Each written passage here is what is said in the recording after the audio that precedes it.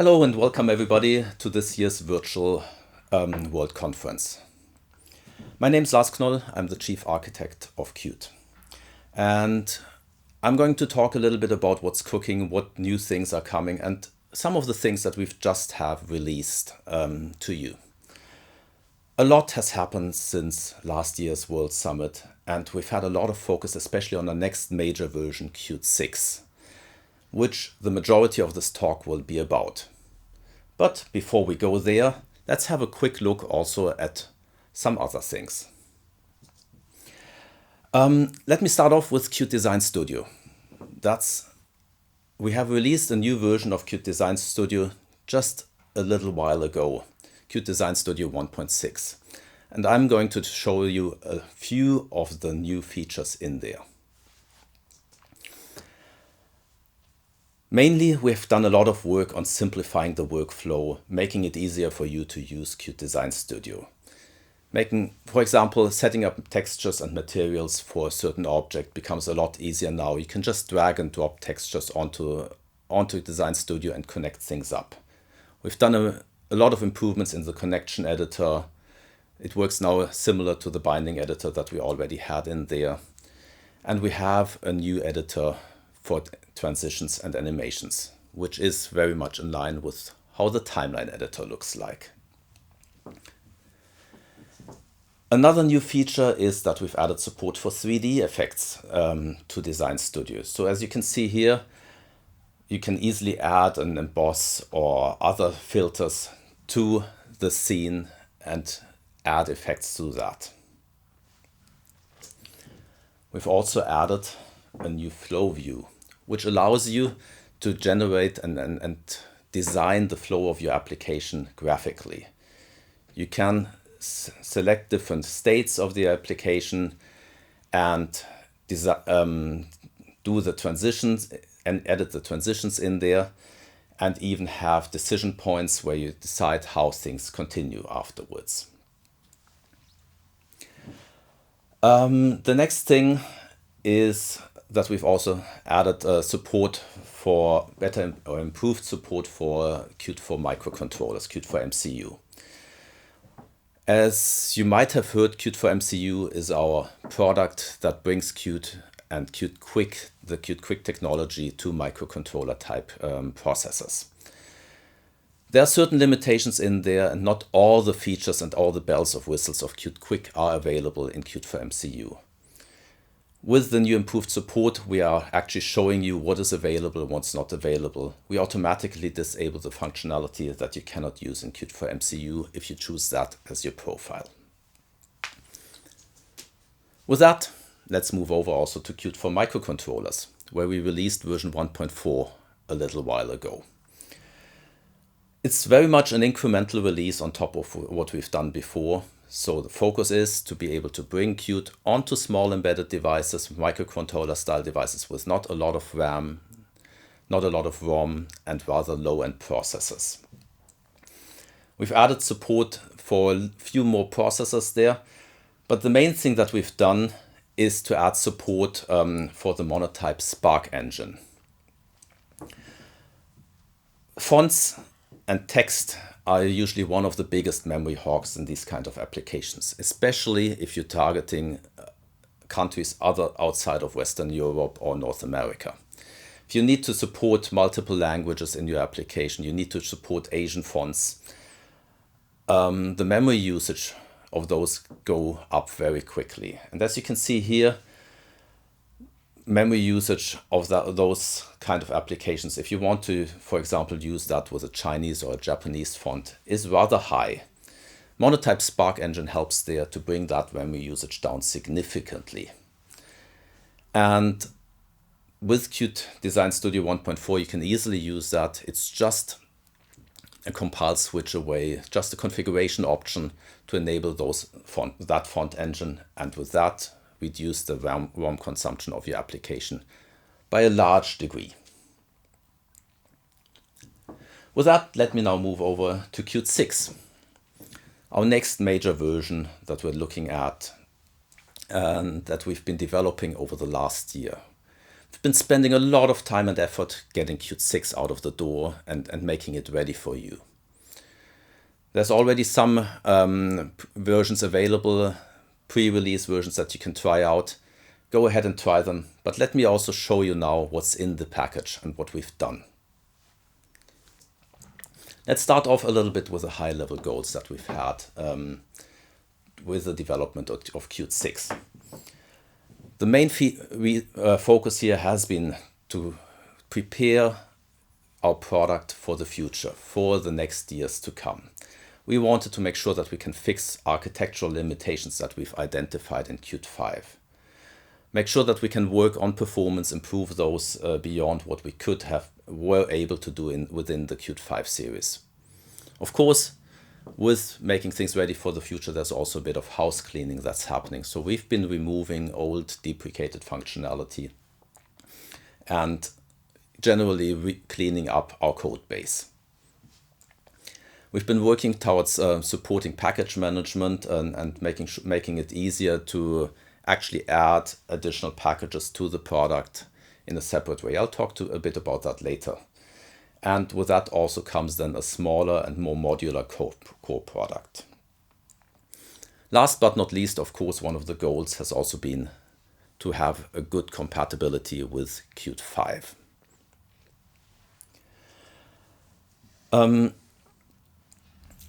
Before going into the details of the features, there's also a couple of things that we need to remember when we think about compatibility and what's important for you for Qt, what's important for you as a user of Qt as a product, what makes Qt valuable, what are the core values behind it.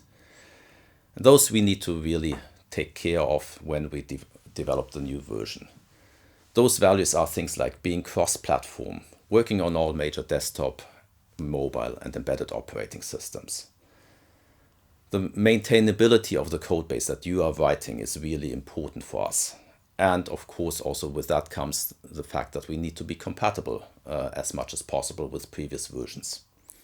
We want Qt to be scalable from very low-end hardware to big desktop systems and distributed systems. Intuitiveness and ease of use are important. We want to make sure that we have a great documentation that also helps you there and great tooling around it. So those are the core values, and we've really tried to make sure that when we do develop Qt6, that we took care of those and had those in the back of our minds at all times. But having said that, the focus of Qt6 has not been to develop lots and lots of new features and functionality. The focus was to clean up the code base and our architecture. That has been at the heart of the work that we've been doing, making Qt ready for the next years to come, and then being able to develop on top of Qt6 new features in a much faster pace. So compatibility is one of the most important things. Qt6 is mostly source compatible with Qt5. We've done our best trying to get in the new things that we believe are needed for the future while keeping everything that you've been developing over the years as much working as possible. Nevertheless, some porting will be required when you move your code base from Qt5 to Qt6. It will require a few changes to the source code and of course a recompile. We've removed all the deprecated functionality, so if in case you're still using some of that, you will need to refactor your code base, get rid of that. But those changes are really there to prepare us for the years to come. One major change we've been doing is to bring Qt up to a new version of C++. We're now using C++ 17, all the features that are available there in our own code base, and require with that more modern compilers than we used to in Qt5. We've done a lot of work also in terms of our low-level infrastructures. Inside our core libraries, the containers have received a lot of attention, and we've done a lot of changes there to simplify things and make them ready for the future. A big change that we've done is that we've brought QList and QVector together. They're now one class in Qt6. We've fixed some of the implementation issues that we had in QList in Qt5, made it fixed some performance issues there, and made then also a QVector an alias to QList. They're the same type as said. We've improved our 64-bit support by making sure that all our containers can handle more than 32-bit or 4 billion items.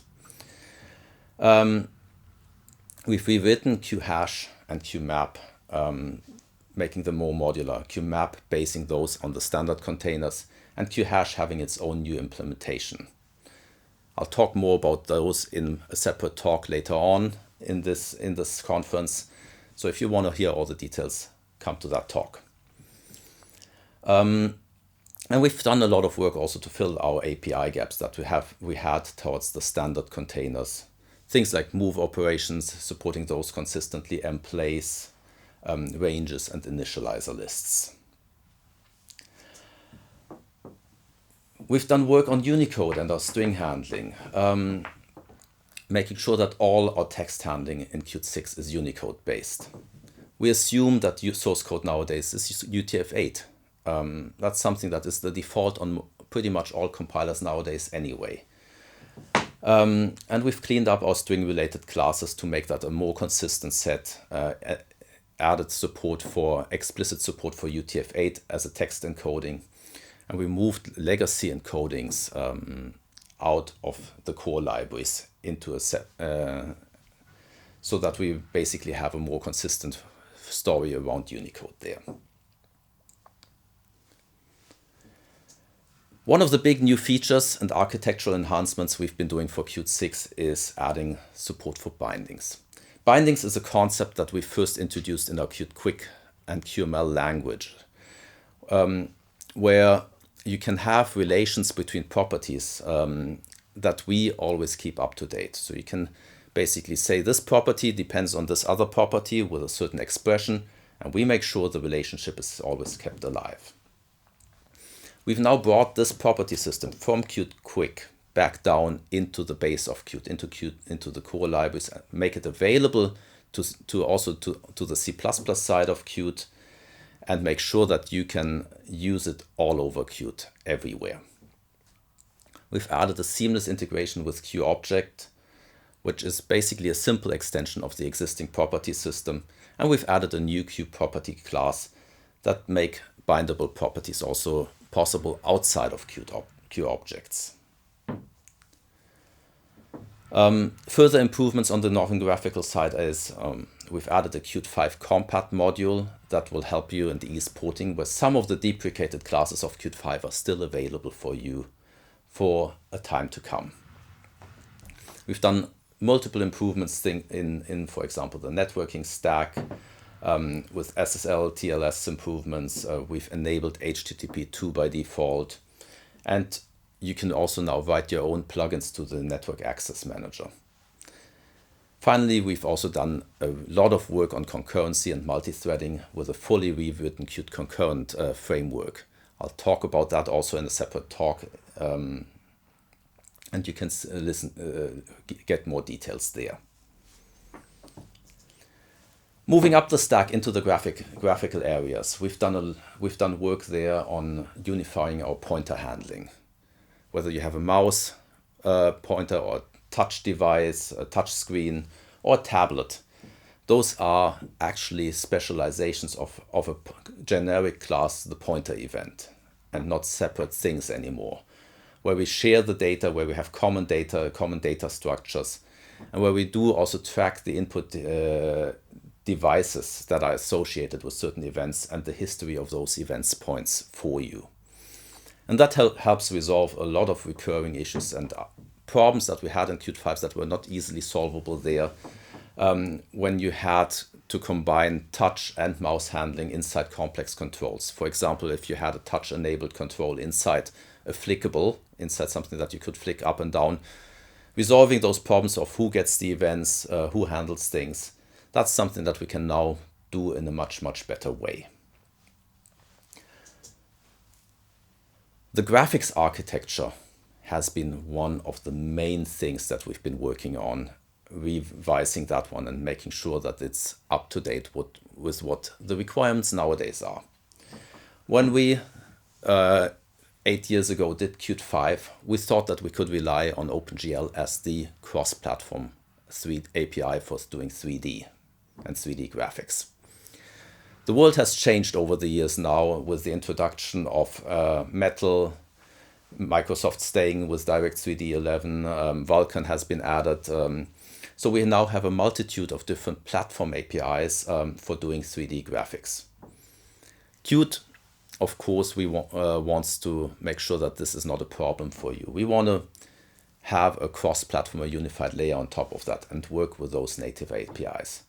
And a lot of the work that we've been doing over the last 2 years in the graphics area has been to develop that framework. It's called the Qt RHI, the rendering hardware interface, and it's a common layer, thin layer on top of all of those platform APIs that gives us a common abstraction for those graphics APIs and allows us to build our graphics stack on top of it. We have then with Qt6 now a unified scene graph for Qt on top of the rendering hardware interface, and Qt 2D and 3D works on top of that. To the side, there's a new module called Qt Shader Tools that I'll talk about in a second as well. And finally, on the top, you have the tooling, Qt Creator, Qt Design Studio, where you can implement all of those things in a cross-platform way. Quick look at the rendering hardware interface. This, as I said, is an abstraction layer for 3D graphics APIs. We're supporting nowadays OpenGL, OpenGL-ES, Metal, DirectX 11, and Vulkan. And it abstracts all the common graphics objects, materials, meshes, shaders. It is, for now at least, an internal API tuned towards the needs of Qt, the needs that we have to be able to offer you a cross-platform high-level API on top with Qt Quick. It's integrated with the Qt platform and Windows system abstraction layers. And with Qt6 now, Qt Quick and Qt Quick 3D are fully ported to that rendering hardware interface. Together with that abstraction layer comes a new module called the Qt Shader Tools. Qt Shader Tools help you write shaders in a cross-platform way.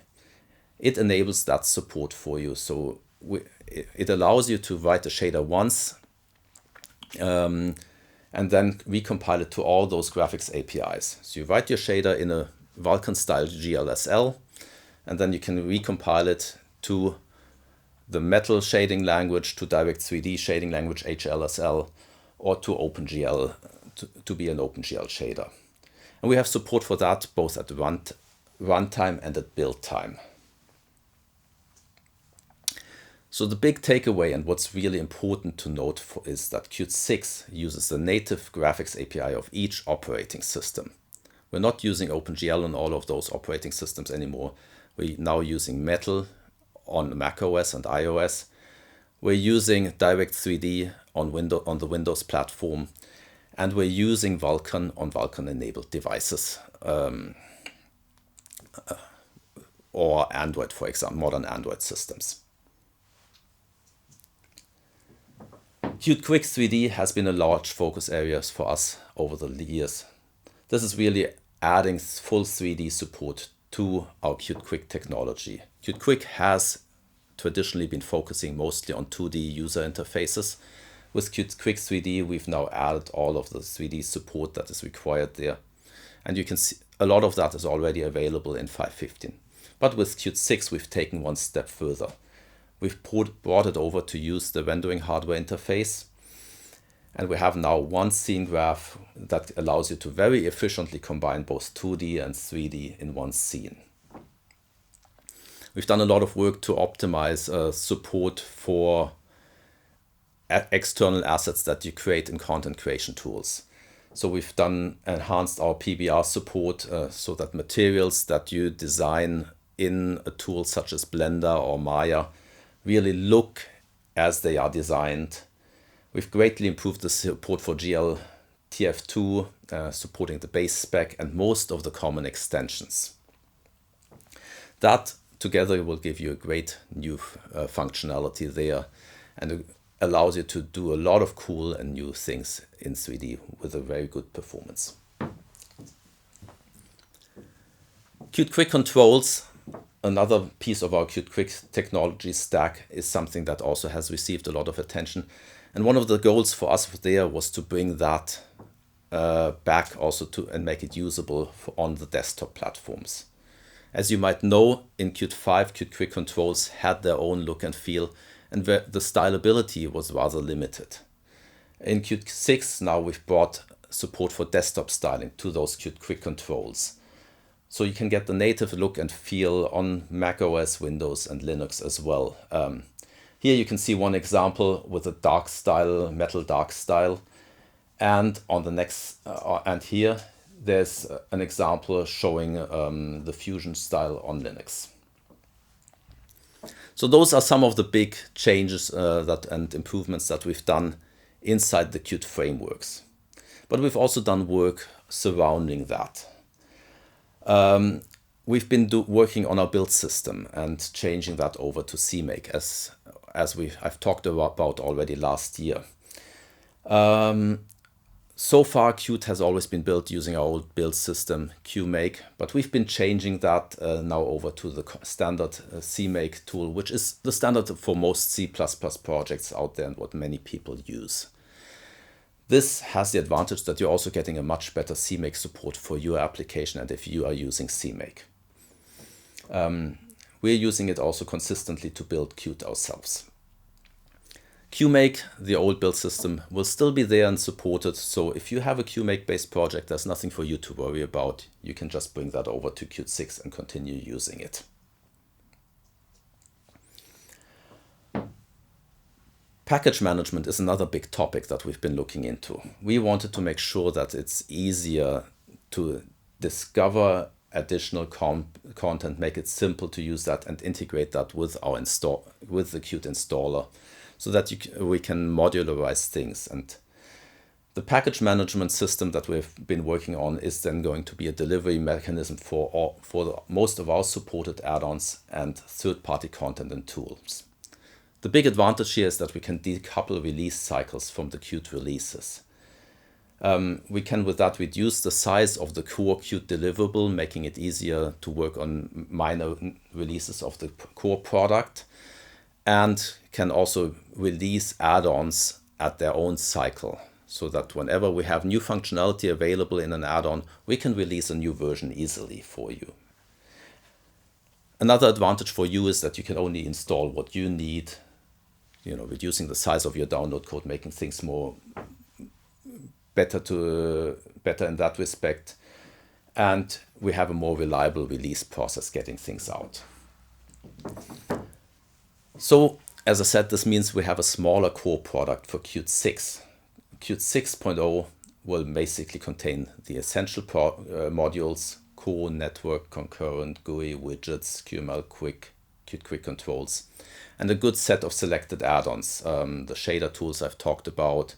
We still have our OpenGL module, OpenGL supports SQL, Qt Quick 3D, Wayland, SVG and print support. And on top of that, of course, our tooling with Qt Creator, Qt Design Studio and our build tools. So Qt6 will be a bit smaller and the additional content will come through the package management system. With Qt 6.0, we've also changed a little bit the amount of platforms we support. In 6.0, we're supporting Windows 10, macOS 10.15, and a recent Linux, Ubuntu 20.04 or some others, as the host platform, development platforms that you can develop on. Target platforms that you can deploy to are then all host platforms, Yocto 3.1 based embedded Linux platforms, iOS 13 and 14, and Android. Android version 28 at build time, 21 at runtime. So that's the amount of platforms we support right now in Qt 6.0. That leaves out a couple of the embedded platforms that we've been supporting in 5.15, but there's nothing to worry about there for you. We'll bring those back in 6.1 and 6.2. So QNX and the integrity are planned to be available as a technology preview with Qt 6.1 and fully supported on 6.2. The reason these are a little bit delayed are that the tool chains for those embedded operating systems were taking its time to fully support C++17, which is a requirement for us now. Many of you might also be wondering what's going to happen on macOS with Apple moving over to ARM-based chipsets to Apple Silicon. We'll be working on supporting that. If you're adventurous, you can already try some experimental support with 6.0, but we're planning on fully supporting that with Qt 6.1. And then, of course, in the embedded Linux side, we'll move along with the Yocto releases as they happen.